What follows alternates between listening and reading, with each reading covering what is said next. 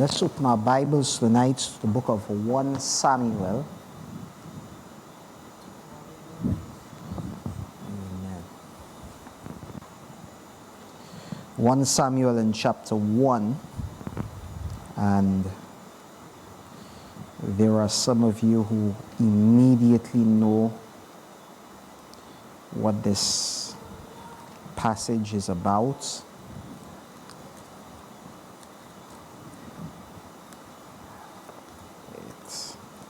Surrounds this figure called Samuel even before he was born. I want to begin reading from verse number 1, and I am going to read down through verse number 8. There was a certain man of Ramathaim Zophim of the hill country of Ephraim, whose name was Elkanah, the son of Jeroham, son of Elihu, son of Tuhu, son of Zophu, the Ephrathite. He had 2 wives. The name of one was Hannah, and the name of the other Peninnah. And Peninnah had children, but Hannah had no children. Now this man used to go up year by year from his city to worship and to sacrifice to the Lord of hosts at Shiloh, where the 2 sons of Eli, Hophni and Phinehas, were priests of the Lord. On the day when Elkanah sacrificed, he would give portions to Peninnah his wife and to all her sons and her daughters.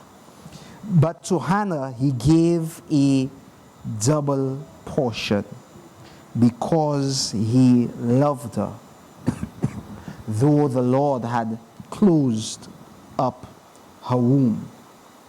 And a rival used to provoke her grievously to irritate her, because the Lord had closed her womb. So it went on year by year. As often as she went up to the house of the Lord, she used to provoke her. Therefore Hannah wept and would not eat. And Elkanah, her husband, said to her, Hannah, why do you weep? And why do you not eat? And why is your heart sad? Am I not better to you than 10 sons? Amen. Let us pray. Heavenly Father, we thank you for your word. We ask that even as we look into it, you would speak to our hearts, give us open hearts to receive as from you.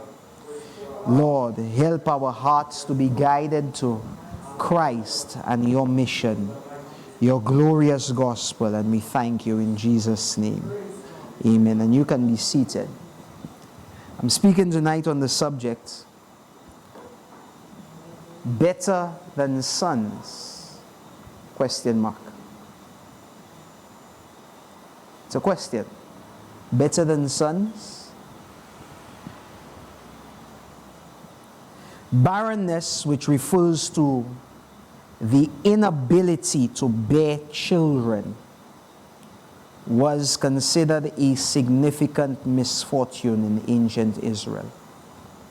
And also in the other cultures of the ancient Near East. It was sometimes viewed as divine punishment, or even a curse, as the woman was unable to fulfill the Genesis 1:28 command. Be fruitful and multiply and fill the earth. The woman was unable to bring forth the promised seed of the woman that we read of in Genesis chapter 2. However, there is something, and I did speak about this last week, there is something that is very interesting as we look through the pages of Scripture, primarily as the story of the Bible begins to unfold. God gives a promise of a seed of a woman. But we find in the midst of this promise, this challenge of barrenness. We see many, many people throughout the scripture. God calls Abram out of Ur and calls him and says, I will make you a blessing. Through you will all the nations of the earth be blessed. But he is not only childless, Sarah is barren. He speaks to his servant and asks him not to take a wife from among the people of the land, but rather go back and find a wife for his son. Brings back the noble. He brings back the industrious. He brings back the virtuous Rebekah. However, Rebekah is barren. Rachel is the much-loved wife of Jacob, but she is barren. And in our very text, we find another woman. Her name is Hannah. She also is barren. I want to repeat something that I said last week, but it bears repeating. It bears being ingrained in our spirits. It bears being ingrained in our minds. That these stories emphasize not individual sin, not individual shortcoming, not individual inability, but rather these narratives of these barren women emphasize the grace of God.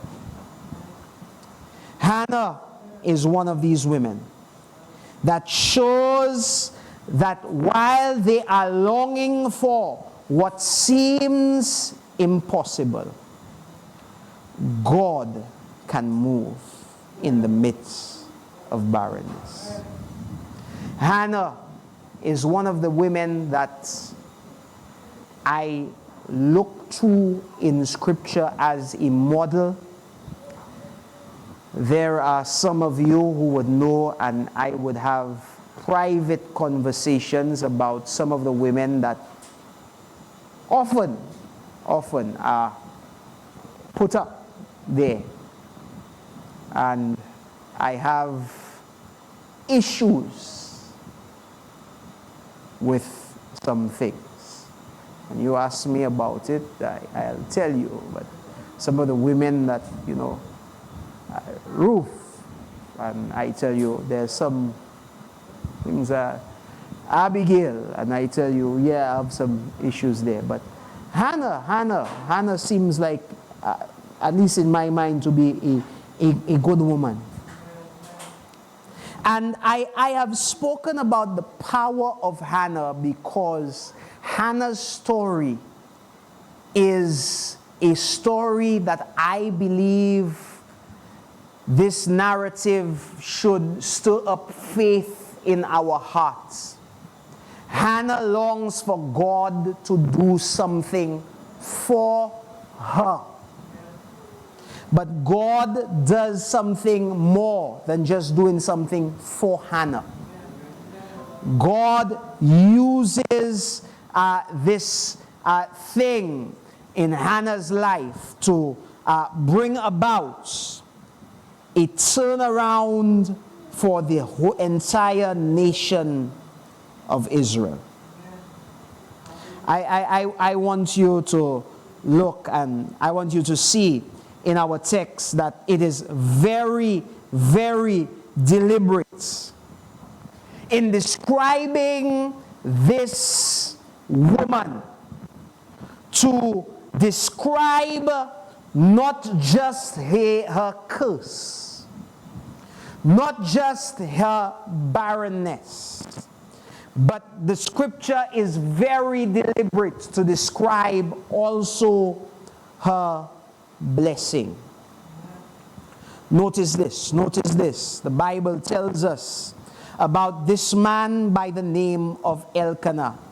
Verse number 2 tells me he has 2 wives. And Hannah is mentioned first. Hannah is mentioned first. She is, from all indications, his first choice.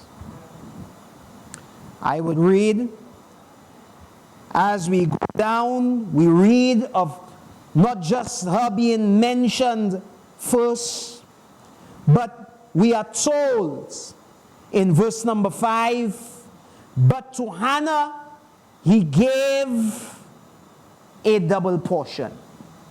Favored. Favored. A double portion. We read on in verse number 5, and we are told not just that Hannah is mentioned first, not just that she gets a double portion, but we are also told that he loves Hannah. For he loved her. And what I want you to notice is that this language is not used to describe Peninnah. Peninnah is not mentioned first. Peninnah is given a lesser portion. And Peninnah is not described as being loved. Undoubtedly,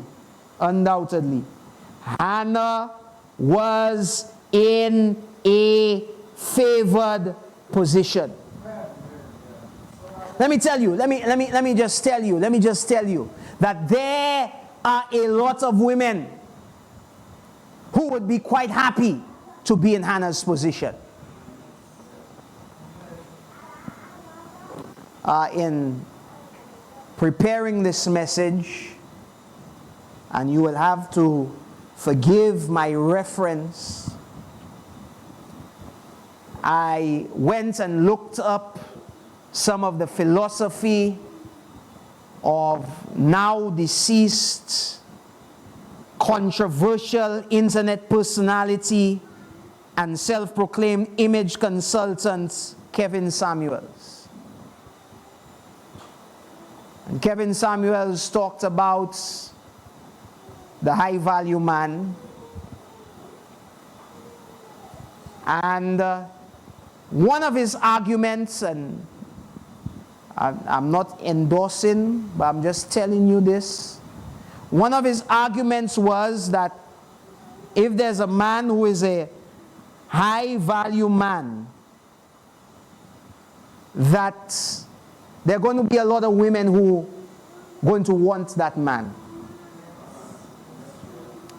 And he argued that women should understand and accept that. And I bring this up because this in some ways is what we see in Hannah's life. Except that to Hannah there was a very obvious favoring above. She is in this marriage to this man who has another wife. And a lot of women would, look at it and without us understanding the culture, turn up their nose. But as we read further, we understand that although this man has 2 wives and he is living with this other woman that he has children with, his heart is really focused on Hannah. And he is making every attempt to make this obvious, well-known, proclaimed, and well understood that Hannah, you are the object of my affection. It is not that Hannah has to compete. We do not read this. We read, it is not that, and I have heard many stories of men who have gone and gotten themselves involved in some kind of affair. And the wife finds out and they're trying to patch things up, and now that's when, expensive gifts start to come out. Spend all kinds of money. This is not what we read here. He is just giving her stuff because he wants to give her stuff. Because she is his favorite. And she does not have to guess. There's no guessing here. It's obvious to anybody who sees, Peninnah has children. But Elkanah loves Hannah. But even in this favored position, and I'm telling you, there are a lot of women who would love to be in this place where you have a high value man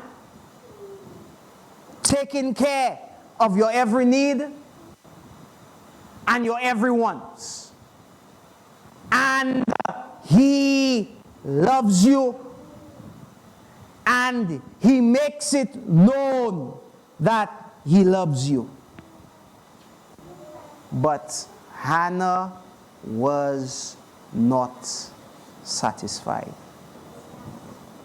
The Bible tells me as we read in verse number 7 that Hannah wept and would not eat. Hannah wept and would not eat. This is a woman who had everything. This is a woman who this man was head over heels in love with. But she could not be satisfied. And let me tell you something, ladies. This is not a good situation to be in. I know there's a saying, if mama's not happy, nobody not happy. But let me tell you something. When the man in that situation, nobody happy. When the man is in this situation, I doing everything,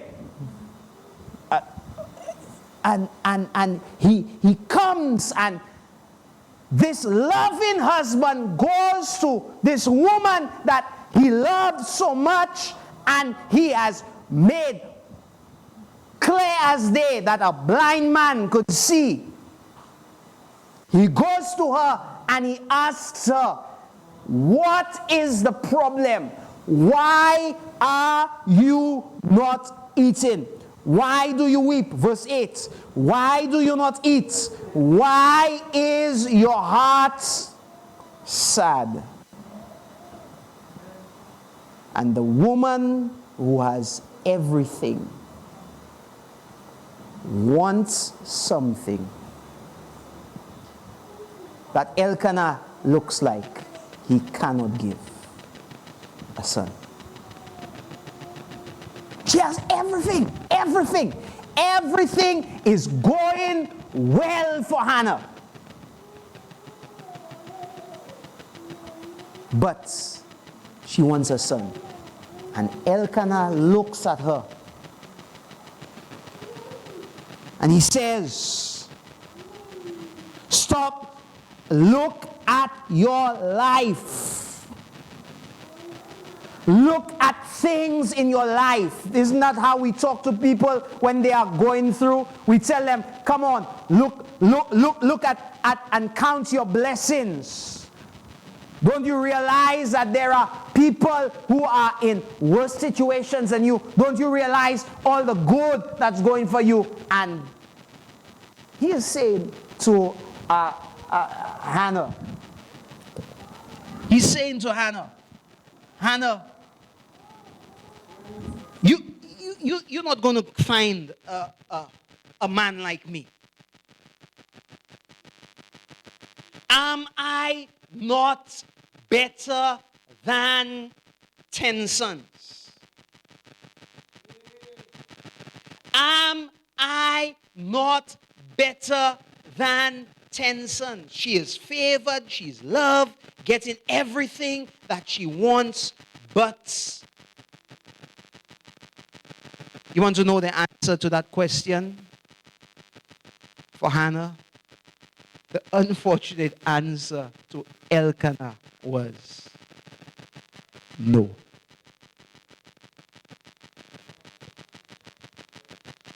The man who was giving her the words says, am I not better than 10 sons?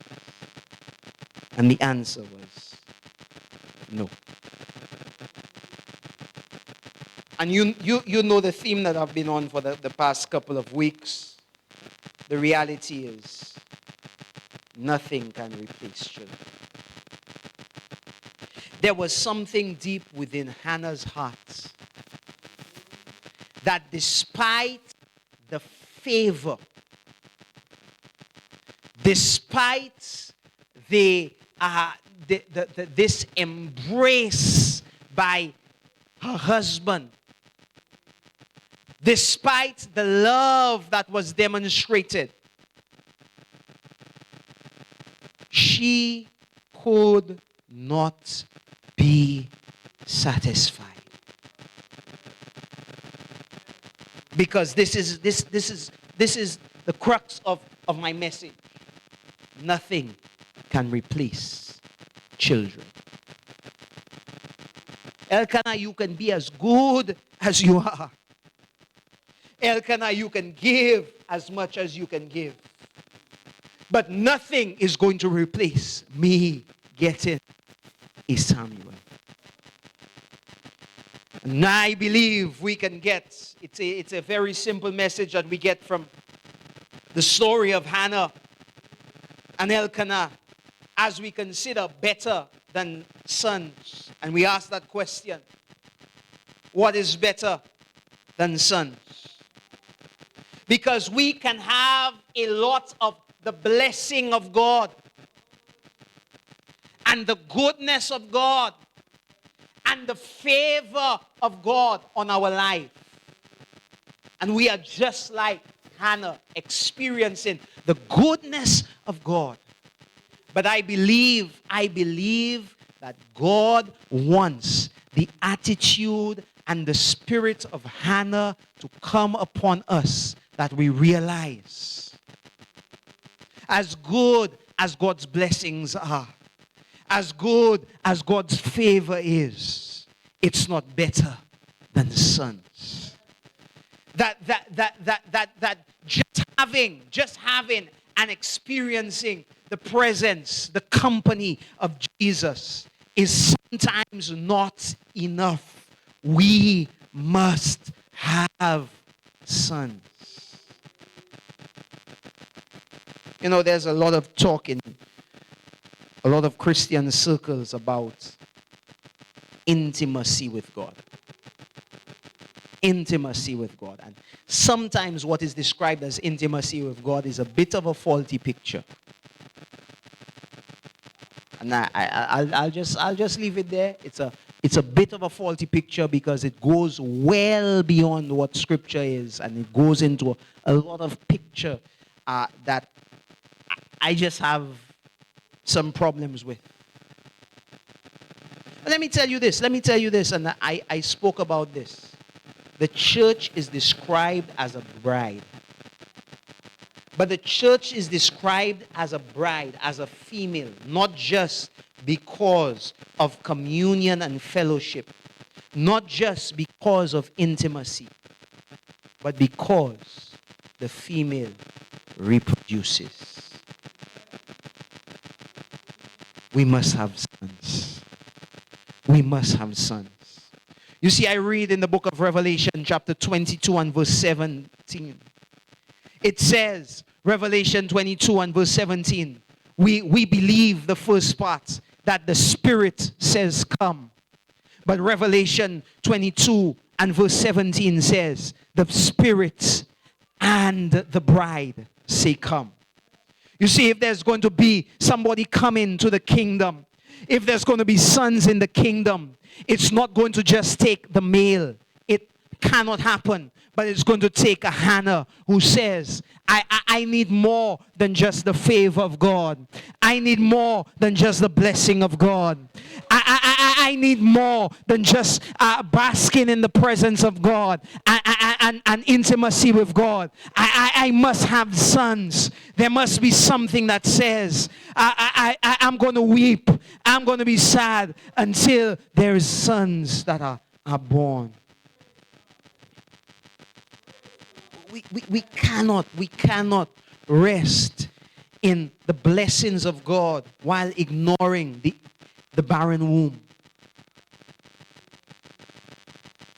That is what Elkanah was telling Hannah to do.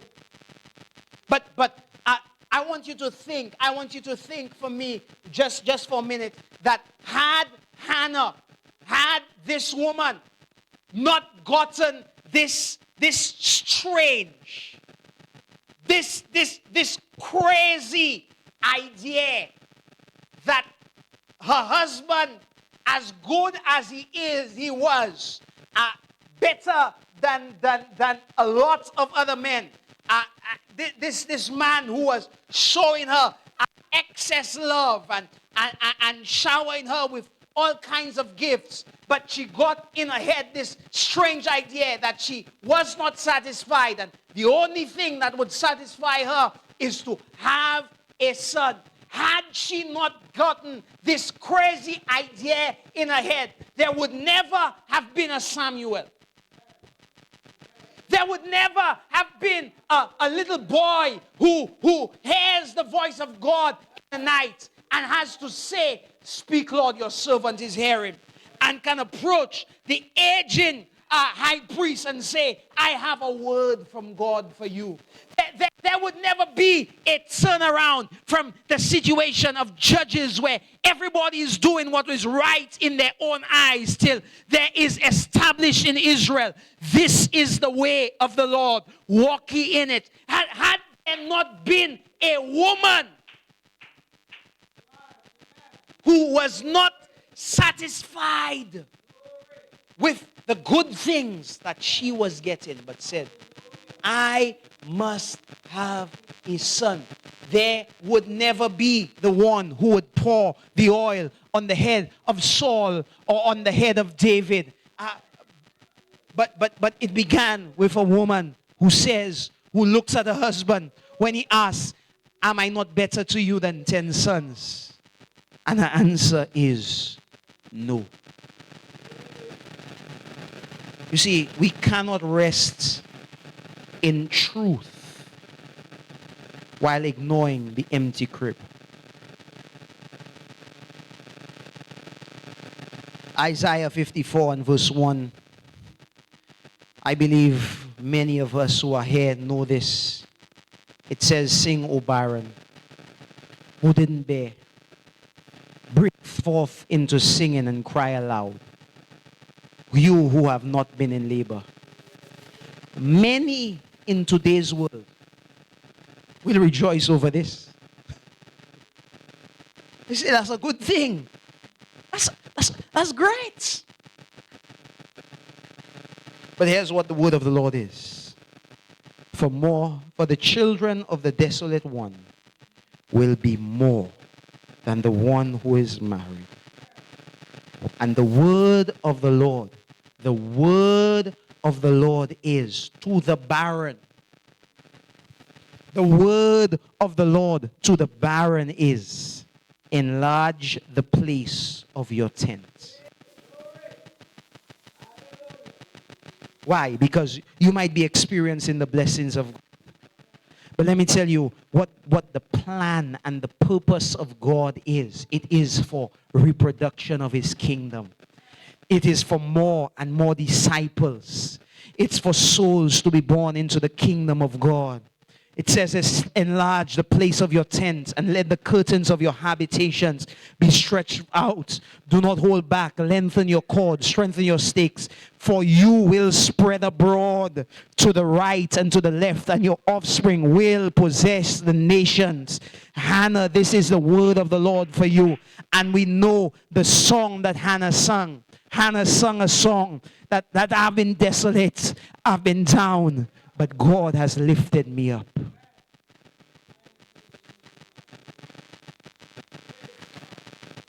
No, as we stand, I have a simple message, and I pray I've brought it across. We may be experiencing the blessing of God, the goodness of God, the favor of God, and I mean ridiculous favor. Favor beyond all others. But something within us as the people of God, we need to see. There must be sense. The goodness of God that we experience in our life is nothing compared to sons. Let me tell you this, and this is something, it's a little pet peeve I have. Some of you know this. I don't like when people say, who has a testimony? And it's not because I don't like testimonies. It's because people talk and they say, God bless me with $5, $500. And you don't hear about God saving people. That's not what you hear. And somehow we have been so accustomed to a place of receiving physical blessings and seeing the love of God poured on our life that we do not celebrate sons, the birth into the kingdom. And God wants us to be focused on that. Sons being brought, children being brought into his kingdom. I've told you, this is to lead us to a place of prayer. Let's pray. Let's pray like Hannah prayed. God, give us children. Give us children. We want to see souls born into the kingdom of God. We want to see people receiving the new birth. Lord Jesus, we pray for that we would see, Lord, souls being born into the kingdom of